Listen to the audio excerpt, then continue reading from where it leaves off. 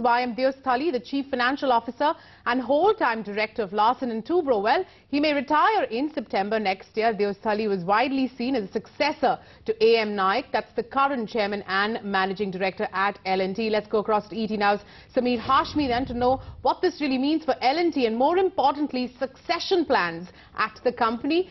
Sameer, the retirement age for L&T's directors is 67 years. Deosthali right now about 64. So why is he stepping down well ahead of the retirement age?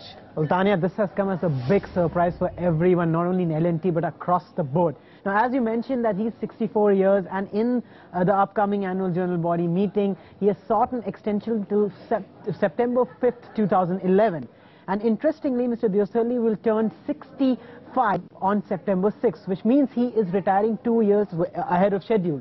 Now, what we have gathered from sources is that he has cited personal reasons. He has already informed the nomination board that he would like to step down 2 years in advance, and as rightly mentioned that he could have easily got that 2 years extension as many other directors, because remember, in the next 2 to 3 years many executive directors in L&T are going to retire because they fall between that bracket of 60.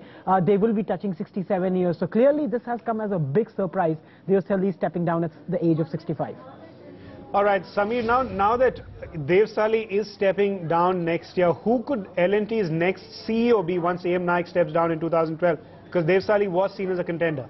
Well, George, I think this is the season of succession stories and plans. After Tata, now the next big company where succession has been an issue or has been talked about in the last few years is L&T, because there's no clear structure. As rightly mentioned by you, that after A.M. Naik steps down in 2010, it was widely seen by many that Mr. Deosthali would be the front runner to become the CEO, because he has been there in the thick of things. He is probably the second most powerful guy after A.M. Naik in the organization. He understands the structure both on the financial front and even on the operational front. And so this sudden announcement of him retiring has suddenly thrown open. It's going to be very interesting, because as I mentioned earlier that a lot of executive directors who are on the board also retire in the next 2 years. So clearly the dark horses would be the generation next of L&T.